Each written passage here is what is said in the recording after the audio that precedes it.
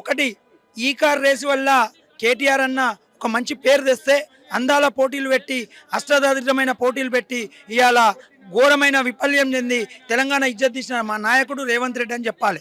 రెండోది ఒక్కటే విషయం చెప్తా ఉన్నాం, తప్పకుండా నువ్వు 6 గ్యారెంటీలు 420 హామీలను నెరవేర్చలేదని చెప్పి ఎప్పుడైతే కేటీఆర్ అన్న అడగడం మొదలుపెట్టిండో అప్పుడే నీ గుండెల్లో రైళ్లు పరిగెట్టినాయి.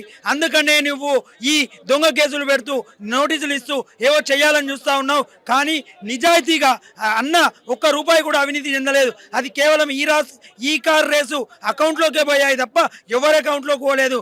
నీ లెక్క ముళ్ళలు మోస్తోడు కాదు, మూటలు మోస్తోడు కాదు మా కేటీఆర్ అన్న జయంగా ఖచ్చితంగా ఇలా ఐటీ ఉద్యోగాలే కానీ అనేక రకాలుగా ఇలా తెలంగాణలో హైదరాబాద్ ఒక అభివృద్ధి పదంలో నడిచింది. మేము ఒకటే చెప్తా ఉన్నాం, 60 లక్షల మంది సైనికులు ఉన్న ఈ పార్టీలో కేటీఆర్ అన్న మీద కానీ కేసీఆర్ మీద కానీ ఈగ వాళ్తే తప్పకుండా తెలంగాణ ఉద్యమానికి మించిన ఉద్యమం మళ్ళీ మొదలవుతుందని చెప్పి మేము తెలియజేస్తా ఉన్నాం, హెచ్చరిస్తా ఉన్నాం. రెడ్డి కులంలో పుట్టినందుకు రేవంత్ రెడ్డి మా కులంలో పుట్టినందుకు సిగ్గుపడతా ఉన్నామని తెలియజేస్తా ఉన్నాం.